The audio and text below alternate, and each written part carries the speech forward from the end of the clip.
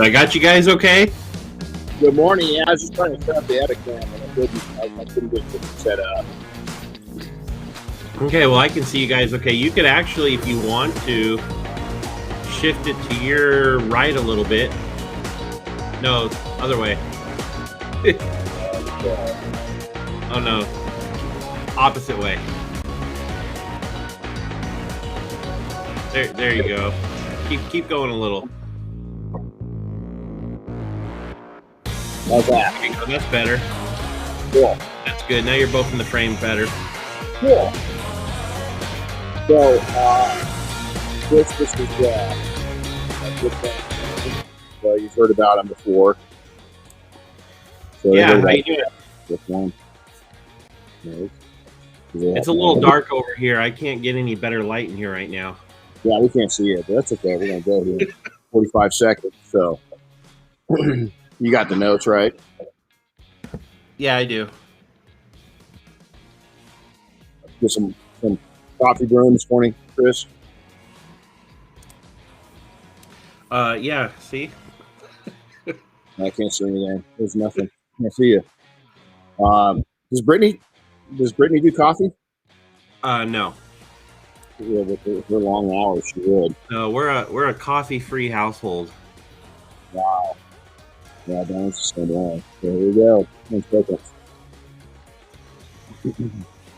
Well, we have a few people on with us, but it's not like normal. Well, I figured it would, and we'll explain that right now. Here we go. Good morning. It's Renny Doyle podcast. This is Renny, and good morning, Chris. How's it going? It's going good. I'm a little confused. I don't know what day of the week it is anymore. Oh, no, exactly. Right? It's Groundhog's Day, you know? My routine's been messed up. Yeah. Well, today, so why Tuesday instead of Wednesday? We're throwing a kind of a curve at everybody, is that we got a really big week ahead of us, and tomorrow is a travel day for me. And then also, probably the main reason is I've got a buddy of mine. So what does SR71s and U-2 spy planes have in common with this podcast? Oh, for me, No, this guy right here. No, we're just we'll get into it here in a second. But we'll explain what SR71s and U-2 spy planes have got in common with this podcast. But so what big week ahead. We've got Jersey Weekend is one of the events. So it's a bummer that you're going to miss that. Yeah, you're going to, I think you're taking a little side trip to Virginia, you said first, and then Jersey. Yeah. So I get to go and meet our first granddaughter I'll get there Wednesday, early Thursday morning, about 1 a.m. So I'll get to see my baby, our daughter, and our son-in-law, and then meet our granddaughter. So pretty excited about that. And then I travel to kind of exciting too. I'm taking a road trip. So I'm going to drive from Virginia to New Jersey, which I haven't driven in that part of the country, distance. So it's about a 7-hour drive. So it's going to be kind of cool. And then go down to Jersey Weekend. We've got a Mafia event that we haven't been able to have for a couple of years because of all this bullshit. And now we're going to have it. So that's why we're here on a Tuesday versus a Wednesday. And we are. It feels like it just feels like, I don't know. It just doesn't. It feels weird. It's funny how your time clock works, on all days. But we didn't want to skip one for you guys. So here it is. And Dwayne's here. And so, so real quick, what's on the T-shirt? Oh, it's an Alfa Romeo today. I haven't gotten a new one of these in a while. They haven't had any designs that have spoken to me in about a month or two. So, but anyway, it's a cool Alfa Romeo. Got a shot of the rear of it. So I like it. I just got a new shirt, but I couldn't wear it today. So I'm wearing I'm wearing a Mafia shirt. So these are cool though. This is a limited edition, but I could. The one I just got, I can't get. Excuse me. Can't wear it. Wear it. Too naughty. For some people. Too see-through. Put it this way: it's got a hashtag that's going around right now that some people would, not dig. So I just didn't wear it. All right. Well, maybe you can wear it on the airplane tomorrow. Yeah, I think I'd probably get kicked off. I think I'd probably get kicked off. So I'm going to introduce this guy. Dwayne's one of my good friends from Idaho. He's here visiting us, and his wife and him are in Vegas. She wasn't feeling well, so Dwayne just drove over. We met Dwayne close to 20 years ago, him and his wife, Suk. And Dwayne you'd been out of the Air Force for a while, but we just hit it off right away. So he's a veteran. He did a career in the Air Force, and I'll let him tell you what he did. Here's what I love about this guy: is a 20-year friendship.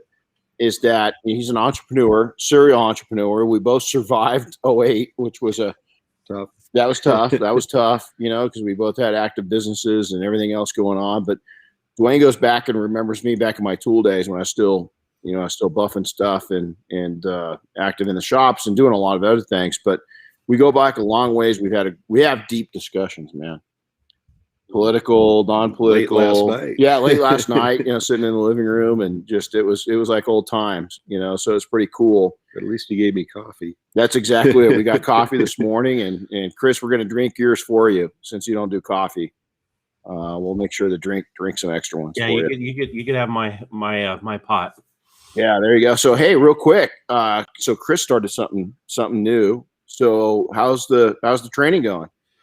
Not much in terms of training. I just started going to the gym for the first time ever. I've never been a gym guy, but I decided to try it.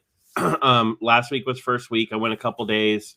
I was supposed to go again last night after our webinar with the Mafia, and I walked out of my lovely little office here, and there was all sorts of chaos and hell going on because of kids. And before we knew it, another hour and a half went by, and we just never made it. Right. I've learned something valuable. Go in the morning before the chaos happens. Yeah. Well, 7 a.m. podcasts don't help either. No, it doesn't. Yeah. And then I send you that note, late. So well, cool. You keep at it. And if you want me to send you some workouts, I've got a couple great ones that make a big difference. Seriously, they'll really help you. Yeah. Well, baby steps for now. I'm sticking to 3 machines there. All cardio stuff. My favorite has been the elliptical machine so far. That's cool. I like that one. Well, and here's the deal: is you can set up there. Is Brittany around right now? No, not at the moment. Okay, good. You set up there, and you can see all the talent that's coming in and out of the. Oh yeah. Yeah. Not that you look, but just in case, medically speaking, in case you have to do CPR, you got the way of the land going on, just in case. Medically, remember that excuse. Medically. There you go. So hey, Dwayne. So introduce yourself real quick, man. Well, my name is Dwayne Hamilton. As he said, I am from Idaho, retired Air Force.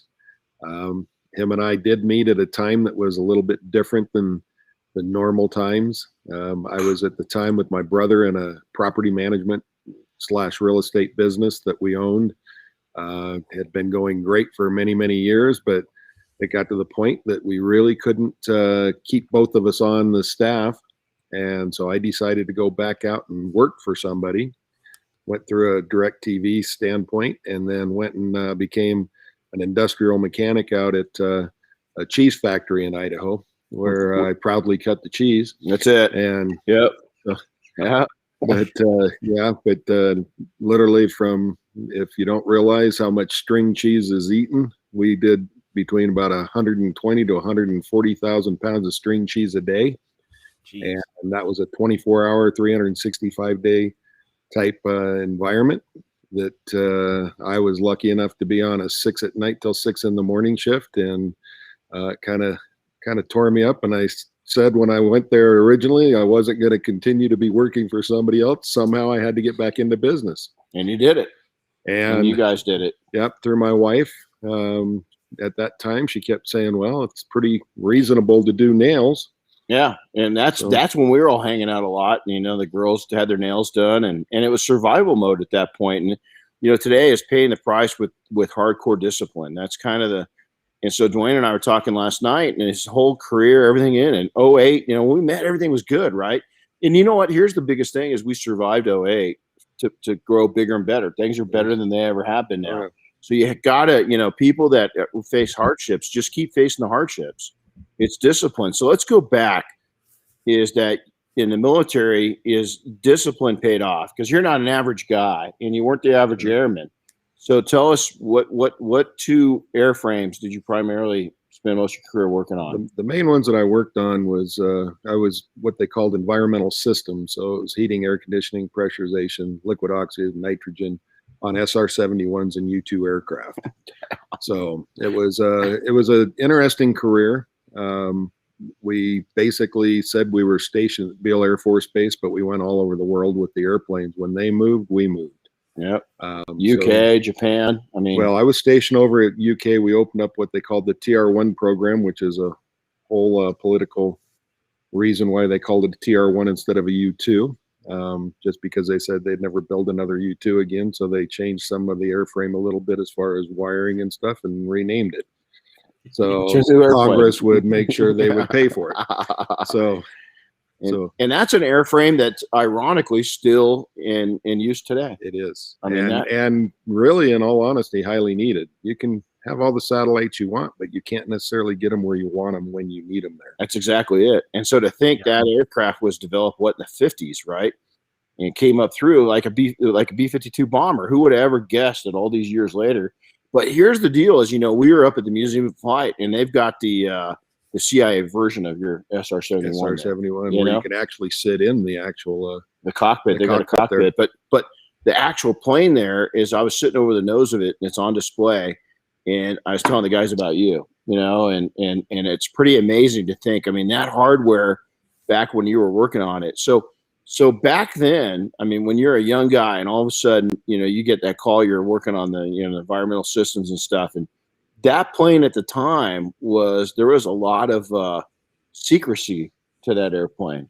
I think there probably still is a lot that even we wouldn't know about. Even though you work on the airplane, you see things that are there, you see other people that work on it, but they have a lot of individuals that they take the information and they go in with the information versus, somebody like myself that's out working on the aircraft. That some of the information we had would be considered secret, I guess, but it was more back then. It was more the actual sensors and systems in it that would tell you about the airplane that was more secret to us. And yet this day and age, it's like my rental car. It does more than that airplane probably would have done back then. Absolutely. Absolutely. Have you heard the SR71 speed story? The pilot talks about when he's coming over the ground check. Yeah, it's always fun. If you guys haven't seen and listened to that, listen to it. It talks about radio chatter and how all of the air traffic controllers sound the same. And everybody's always, and I've done it probably 20 times as you do, actual, ground speed check with your air traffic controller to see what your speed is. The Cessna comes in is 103 knots, or whatever, 103 true over ground. And then it comes up to where, a twin Baron or something like that comes in and asks for it. And he's 200. And then an F-18 pops in and, he's sitting at 600. All bragging about Yeah.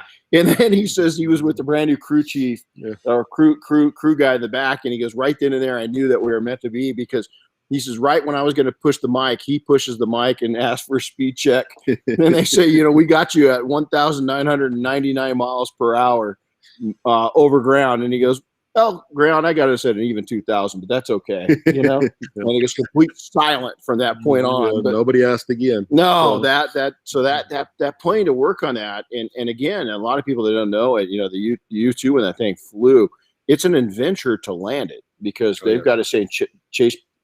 Well, you basically have to almost crash land it in a sense, because it's a flying glider. Yeah. And so getting those wings to come down is really tough. So they have what they call a chase, a chase car that counts them down, because they can't see below. It's basically a bicycle style, wheels. Yeah. And so they I've actually seen one land here at Van Nuys Airport.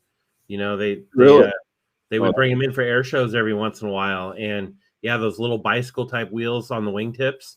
I think they would drop off when it would take off, right? That's correct. Yeah, that's pretty. I've never gotten to see one. I've seen one in person. I've never seen one, take off or land. So that's pretty cool. Well, we used to laugh about it because the Navy tried to use that aircraft for landing on testing it on actual carriers. No way. And so we said, and they actually did. And we had the arrestor hook to grab that was built into the system still. It was in there the whole time we worked on it. But we used to joke about it all the time and said they had to stop doing it because they lost too many chase cars. God, let's split up for that one. See how it is with him, But it's pretty cool. Is talk about, first off, discipline. Let's talk about discipline and friendship. You and I. Oh, I'm going to try not to get emotional. Yesterday marked the day, the second anniversary of my mom's losing my mom, and my mom loved you. You love my mom, but discipline comes through friendship too. It does. It does. You've got to be disciplined to remain a friend. And true friends are always friends. They're always under every circumstance. Even when you have to chase me down to communicate, because my life is. He's sitting there yesterday. My phone's just going ping, ping, ping, ping, ping, ping, ping, ping, ping. And he's had those moments in his life. So military, the discipline paid off. You had a great career. Yeah. And fully retired now. Small business. When I met you, you guys were real active. You guys were just pumping it. And here's the deal: is you'll say, I wouldn't call what you did, and even the struggles we had, those weren't failures; those were growth modes. Because your company's still teaching. There. It is, and it's discipline to stay calm and not freak out. It would have been really easy for you and Suk, or even any of us, millions of us, to freak out in 08 and just move on to something completely different and never go back to it. So we're hanging out with you guys. Suk's lovely. She's my kid. Our kids all grew up together. So we watched, we watched the kids, go through high school and junior high and elementary school. And Darren was just a little wee one, Yeah. And so Suk, with Darren, all of our kids, but Darren with Suk sitting on her lap, and Suk is from Korea. Oh yeah. And so, she's got this spunk with her. You do not screw with Suk. Yeah. I mean, you just don't. I don't either. But we've gone out and celebrated birthdays and everything. And you guys are just fun, but they're into doing nails, right? Her and Diane, and Suk took off after it and decided as a way to help survive the 08 is to start doing nails. Yes. And that kind of led into is that I always call it, we were talking last night, is your wife efforts and your vision.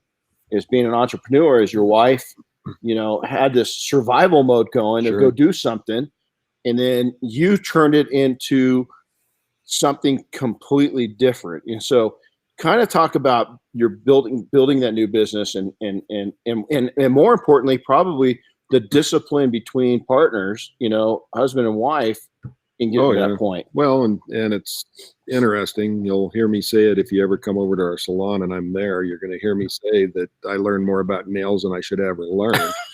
But hold on. So we go from SR71s to fingernails, to cheese, cutting the cheese, and nails, then into nails. But it really, what happened was when the economy turned, I looked at my brother and I said, one of us is going to survive in this real estate and the property management. You got a broker's license. You're better off in this than I am.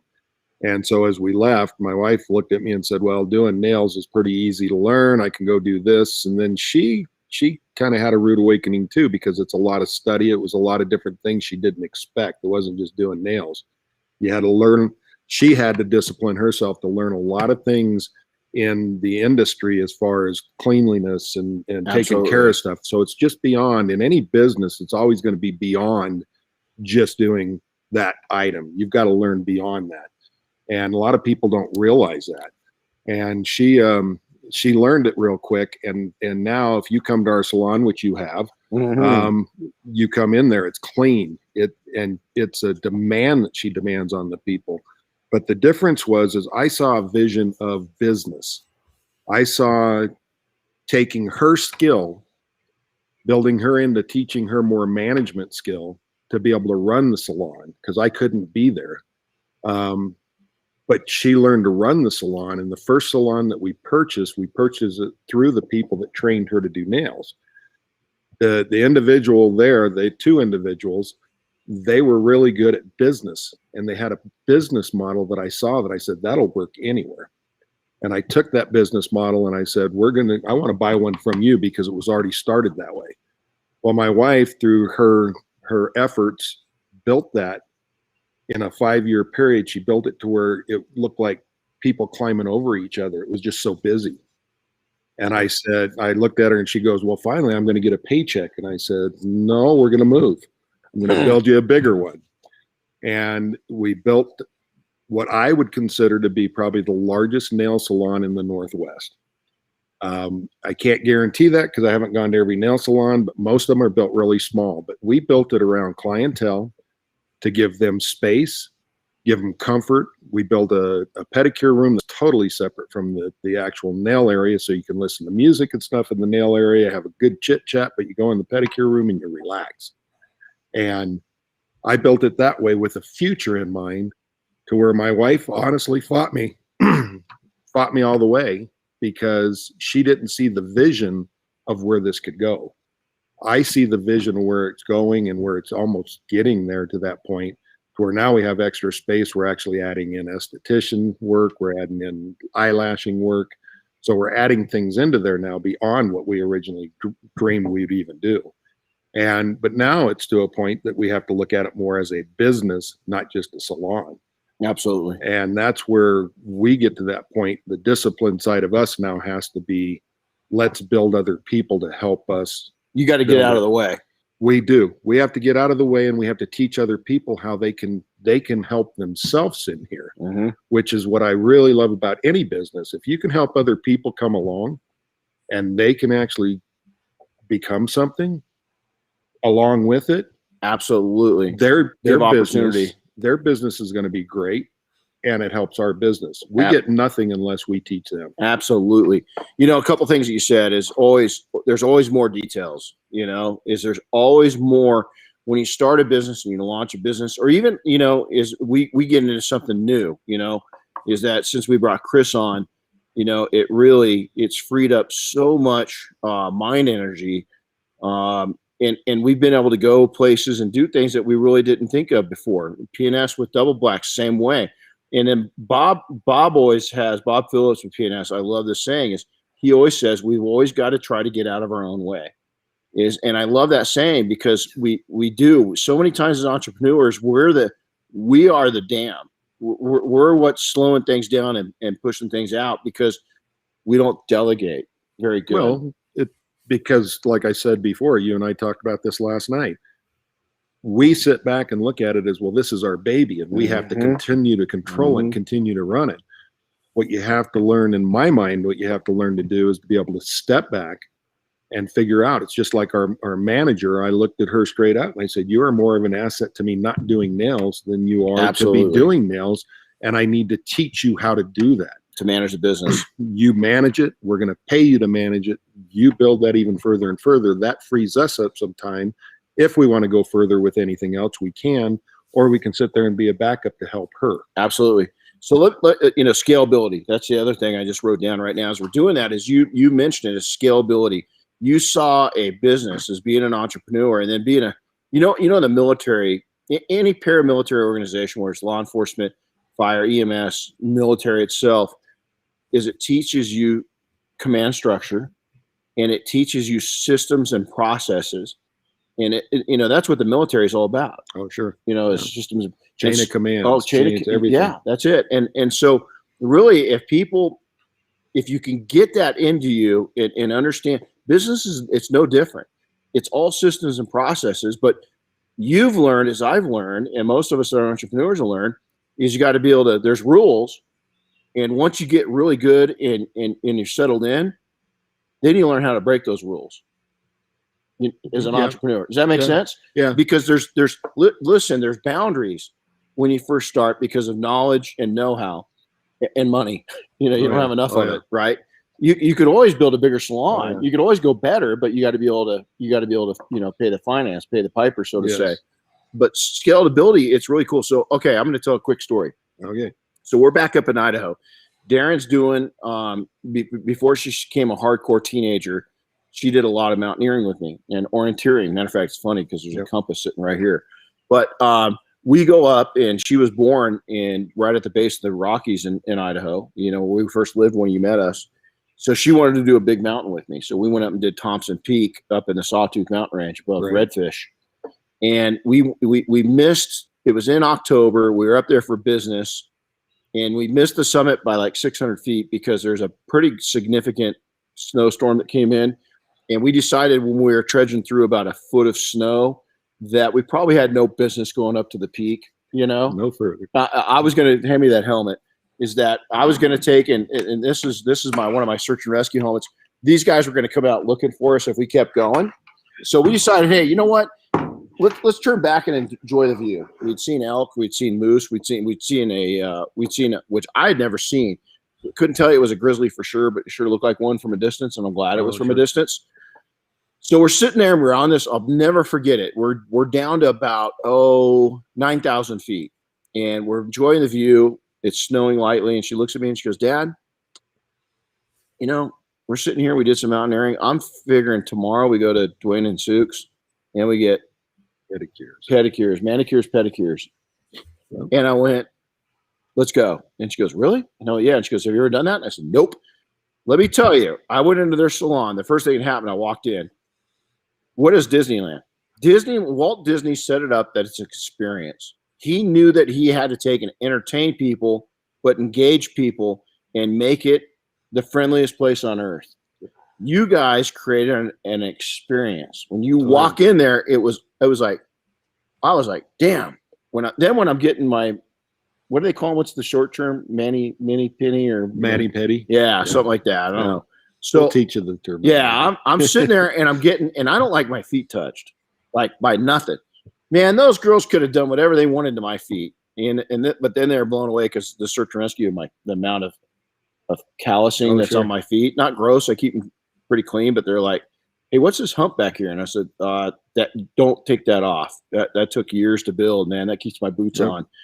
But it was such a cool experience that I wanted to go back again and again and again. Now we did go back; it wasn't the same because you guys have built such a, somewhere else. It was, what's that? Clientele base. Well, it was just your guys' experience. When we came back here we are in California.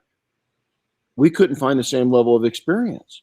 Right. To your point, in the Pacific Northwest that you guys, it wasn't just the size, it was the cleanliness, it was the environment, it was the lack of smells. It was a very nurturing experience. And for somebody that never had done that, and kind of a macho dude, for me to feel that way, the women or people, the professionals that go in there are used to it, had to be blown away, because that was just, it was mind-boggling how cool it was. And one of the things is it created a big challenge for us, but it's a good challenge. We literally, most of our nail technicians are booked out 3 to 4 weeks in advance. So they're staying busy constantly. The challenge is new customers, trying to get them in. And we tell them, once we get you in, stay on a steady schedule with it. And so we keep that on that steady schedule. And looking at your business, it's kind of the same thing. Absolutely. You want to keep the cars coming in. You want to keep things going on. So you work on rebuilding your clientele. You're not trying to get new clientele all the time. You're trying to keep the good ones staying with you. And then as you have extra time, you build new clientele into it. Did you guys just hear that? Service the existing. Listen, you'll get to a point to where if you just service fewer better, and you service I've preached that, brother. It's so good to hear somebody from another industry. Service those people you got. You won't need too many new clients. No, and what's interesting is that literally people are begging to get into us, to where our girls, if they're sick one day, it makes it tough because now they're out of schedule. Luckily, with our nail technicians we have, most of them will say, hey, I'm going to come in on a Sunday and take care of you, or a Monday. And the clients love that even more than anything, because they took care of me. And then they just want to make sure they're coming back. And so that the return clientele is critical. Yep. So let's talk about for a second. A lot of people they hear you guys have done very well. You're away from your business right now. It's being managed. It's making you money. And that's, I can't remember. I think it was, gosh, dang it. I don't even know who it was. Probably Warren Buffett said that, that you're a proper entrepreneur when your company is making money while you sleep.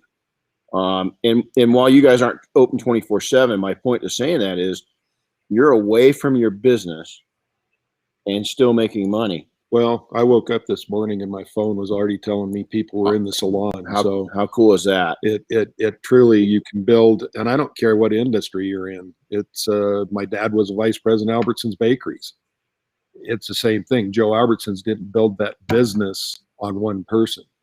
He literally looked at it and he said straight out, and as kids he used to tell us, he says, I'd rather sell one piece of gum to 1,000 people for a cheap price that they enjoy than to sell an expensive piece of gum to one person. Yeah. Well, because repetition and everything you else. Lose that one person. So now a lot of people might not know what that Albertsons Bakery is. Albertsons Supermarkets were founded in right there in Boise. And so your dad was a big part of that back in the building stage when Joe Albertsons Supermarket. Remember that little? Yes, I remember. Chris, do you remember that? You might be too young. The bakery department was my dad's. Wow, that's unreal. So, okay, here's the tie-in. Guess where Chris is moving here in the next, as soon as his wife gets her credentials or Boise. Trying. That's the plan. He's fallen in love with it. And so, and it's funny because our team, we've got such a strong team influence up there, and we've got Sydney's up there, she's in the foothills where we remember when we were looking up at what's her development called? Hidden Springs. When we looked at that one house before so it was funny because we went up there. Do you know what that house is worth now? Oh, way too much. My God. It's like 1.3 million. I'm like, holy crud, man. That's crazy. So let's get back to this a little bit. So bigger growth. You didn't give up your day job. I talked a lot about this, so don't be shy. You kept the discipline there. Diane and a lot of people don't realize, I'd come home from detailing in the early days from being mobile, and then in the latter, a couple of 3-4 years in from the shop, I'd get home about 4:30, and Diane would go wait tables. And you guys remember those days? We met you. You kept your day job, and it wasn't a day job; it was a night. It was an overnight job. You kept you kept your main hustle for. I remember kind of getting on you. Hey, dude, when are you gonna get rid of that thing? When are you gonna? Because it kills you, right? It kind of sucks your soul out of you, The whole thing when we moved, when we talk about, the whole thing is on hardcore discipline. We're talking about this. The whole thing that happened to me was I worked from Sunday night through Wednesday night when we opened the new salon because Suk had to be on her table. So Tuesday and Wednesday, she wasn't on her table. She ran the front of the salon because it was so big. You couldn't do it without. I had to come in on Thursday morning, take over Thursday, Friday, and Saturday mornings. We did that for after working 2 years. After working 12-hour shifts. Yeah, I'd come home, get about 2-3 hours sleep. I'd go in and start answering phones. I'd go from cutting cheese to talking to people about nails. Oh, man. And it, like I said, but she couldn't have done it herself. No. So it was a team effort. And in any business, if you're a husband and wife, a partnership of any sort, it's got to be a team effort. It can't be one-sided. Everybody has to be there to help. And that's pretty cool. So we've talked about it a lot, and you've always been this way is your staff, is building people up is a huge part of your culture, giving them opportunity to take and go from $15 an hour to, $20, $25 an hour. How important is it to build a lot of people want to, when they start a business, they want to keep people down. Hey, you're going to do this and this. Man, I think we share a passion in that we want to see people grow with opportunity. This takes me back to the military again. I always learned in the military as being a supervisor, I found the ones that wanted to learn. I found the ones that could be good, and I wanted to take them along with me because they made me look good. And as I built them, they were able to help me. If I went up, I took them along with me. Because those were the ones, one, you could trust, and the other is you get. I mean, I looked at it even yesterday. We stood out there with the horses yesterday. Yeah. Yep. And I look at the way the horses react. They follow you because you take care of them. Yeah. And as you go out and do these things with people, if you can build somebody up, they'll give you the trust, long enough trust to build them to where they need to be. They're going to be as successful or more successful. I used to think people in the military hated me the way I trained them and taught them. And then now through Facebook and everything else, I've had many of them come back and thank me for being their trainer, because I taught them more than they thought they'd ever learn, And they're still using it. Absolutely. You know, it's gone on for their whole life. And so that made me feel good, because that's kind of always been my thing. I look at people as more family than friends or workers. You know, it's funny, because on the air side of the military is that I was at something, and I remember I'm back to being at a joint operation base, to where it's all branches. We got everybody there, and it's funny because I was talking to an Air Force guy one day, and they said, he was an officer, and he's telling me, he goes, you know, we've really gone to where when it's possible in these specialty teams, to where it's relationships before rank, to where we really put a lot into the you know, the rank structure is still very, very, I mean, it's there, right? Your military bearing, your command, all that's there, but they feel it's very important to build up those relationships. That was my last job in the Air Force, was an instructor teaching quality Air Force. Really? We were teaching every rank. We were teaching, find the person at the lowest rank, help them, first of all, learn what they need to know, then listen to what they have to say, because that's going to tell you how you can guide the whole rank system, because a new person sees things you don't see. Oh yeah. You know, I had a colonel explain this, and it was online. I saw this, and the guy's a full bird colonel, right? And this is, I don't care if you've got one person in your organization or you've got a big operation. Is he explained it like this? He says, the structure is like a tree. And he says, and if you imagine the big tree is that the leadership is the top monkey up at the top of the tree. And then there's all these monkeys all the way down to the ground level. And he says, well, as the top monkey up at the top, you look down, you see all these smiling monkeys that want to make you happy. And you see all these smiles and all these smiles. He says, but you know what happens with the monkey at the bottom? When they look up, you see a lot of monkey ass. Yep. And he says, and so he says, a lot of times leadership needs to come down to the bottom of that tree, because you see smiles pointing up, but you see a lot of ass from the bottom up. And you got to take the time to see what the people at the bottom floor are looking at. And a lot of times it's not smiles, it's ass. Yeah. And I thought, wow, that was a great way of putting it, because we don't travel up and down that leadership tree much. We get at the top, and, you know, we listen to it, and, you know, or see it. And a lot of times we don't hear the facts, when, even if you're one person, you don't hear the facts, you know? So Chris, how much monkey ass do you I was just thinking about that. Okay, shut up. We don't want to talk about that right now. But it's seriously, and you think about the discipline, and, you know, you don't have to be in the military to get discipline. Hardcore discipline is I think part of it is that it's the way you're brought up. And then a lot of it's in yourself of making it happen.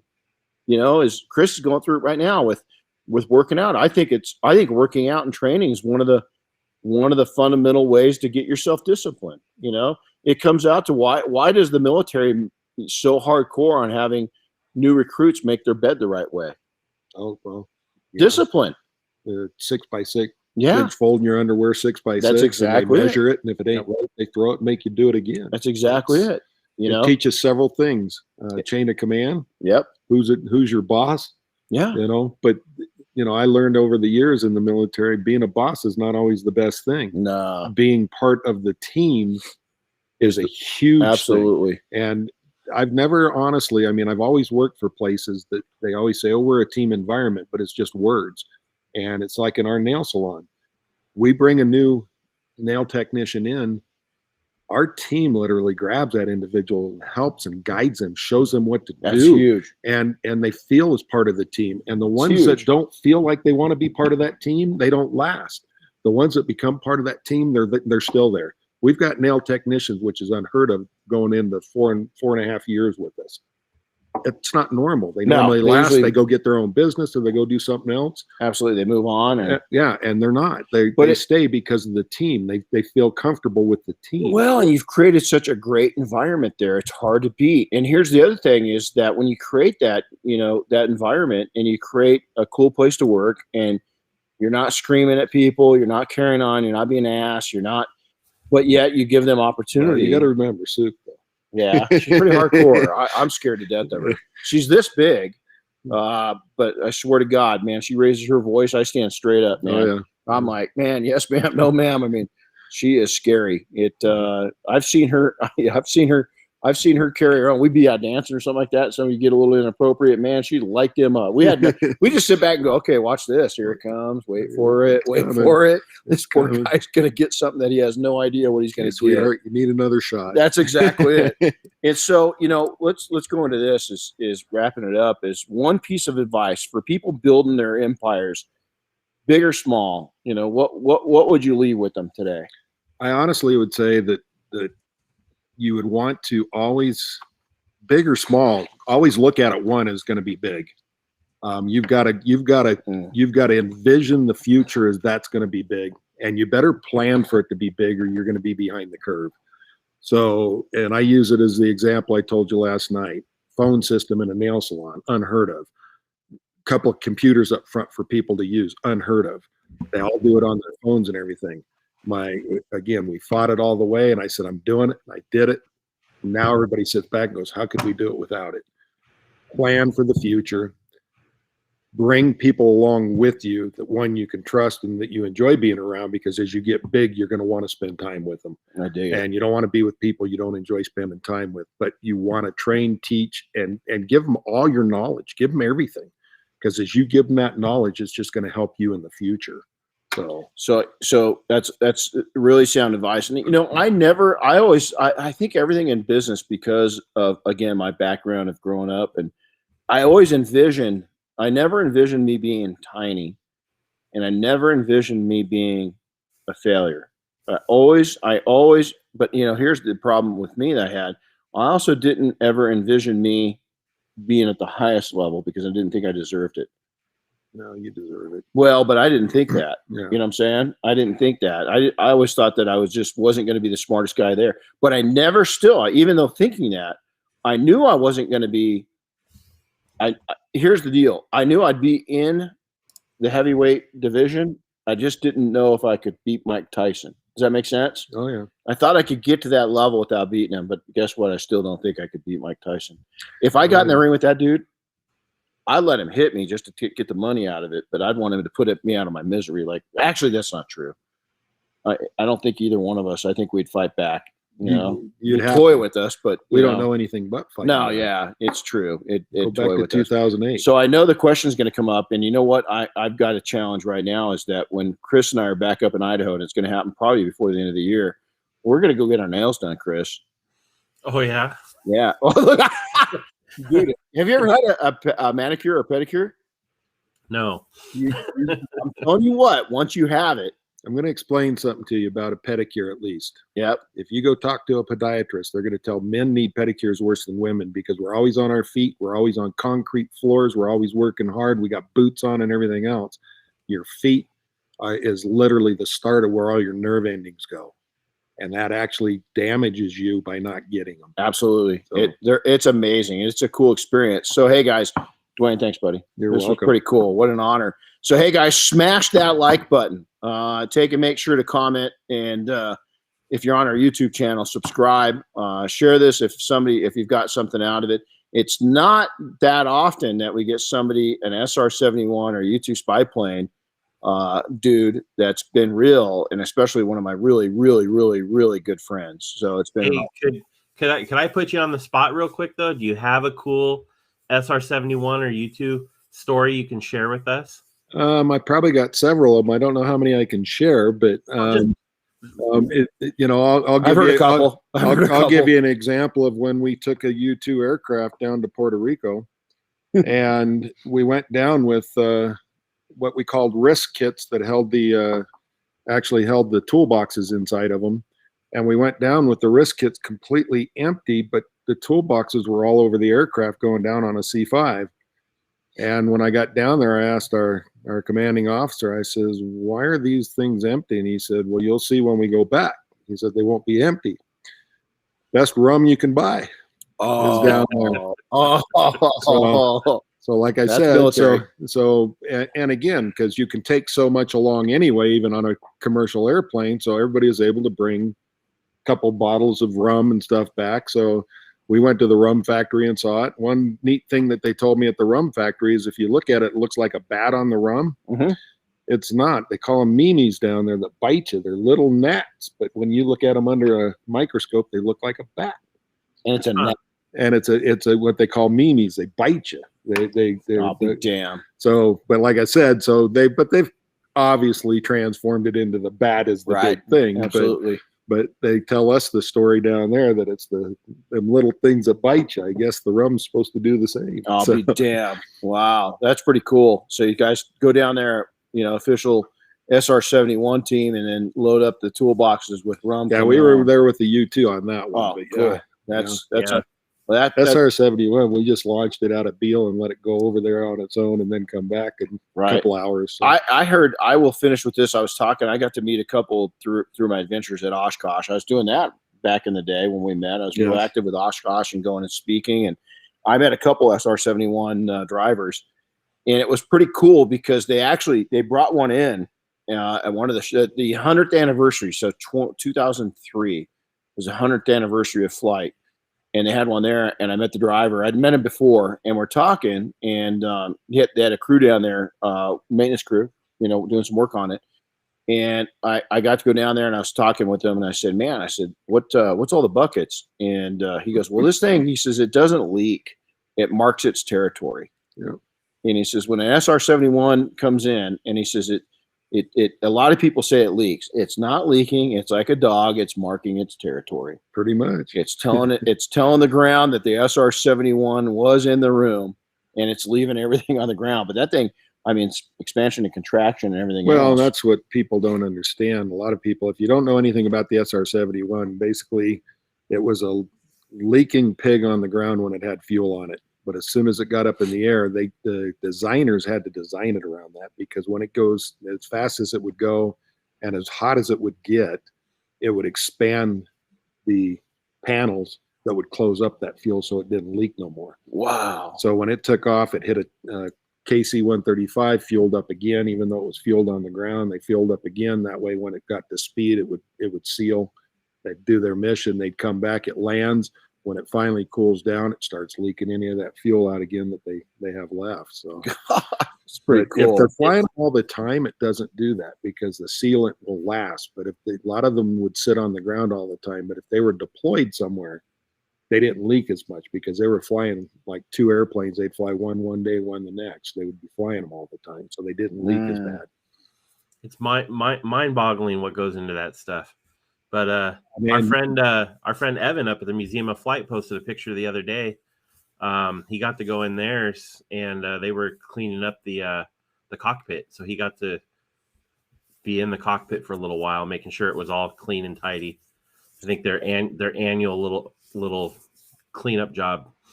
Yeah, I'd go up for free on that one. Yeah, no, they're amazing airplanes. They really were. I mean, the technology and where it came from and how quickly they designed that just sitting down in a meeting. Kelly Johnson was he was amazing as an engineer. That came out of Skunk Works, right? That's Yes. old Skunk Works. Mm-hmm. Yeah. Diane was a security analyst with Skunk Works for a bit when we first got together. So, well, hey, everybody. What's that? Cool stuff. It was. Well, Dwayne, thanks, buddy. Oh, you're welcome. welcome. Pleasure. Appreciate it. So we're going to go tap off on some SR71 coffee, a.k.a. Swirl Killer. And it's fast. It's real fast. So, Chris, hey, thanks a lot, buddy. Good. Go to the gym. Go train this morning, bud. And there you go. All right. We'll catch up. And for those Mafia members, we'll see you at the Jersey Mafia weekend this weekend. And I'll be posting some pictures of this lovely little granddaughter of ours. And pretty cool. And isn't it amazing for the young guys listening how quick it went by and how you go from single to dad to all of a sudden I look at it and I love my age. I think you're the same way. I don't mind being my age at all. I think it's cool. I've earned all this shit. Oh yeah. I'm surprised I'm still here. Yeah, me too. And it all those times I hear hold my beer, well, with me it was my iced tea because I don't, kind of been a wimp. Hey, I had a sip of whiskey the other day.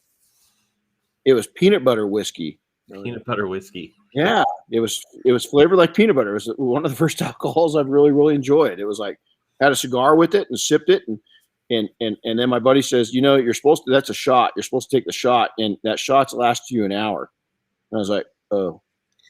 I'm savoring. Yeah, I'm savoring, and I'm enjoying it with a cigar. So, well, everybody, hey, thanks for tuning in. Sorry for the off day, but we did not want to miss it, especially with this guy being here. And so, Chris, have a good day, and you guys enjoy. Be good to each other. And again, subscribe, hit it, like it. Oh, I can't wait, dude. Can you imagine how spoiled she's going to be? Oh, yeah. Oh my God, yeah, that kid. Oh, I can't wait, man. I'm gonna I mean, you know, hopefully our kids.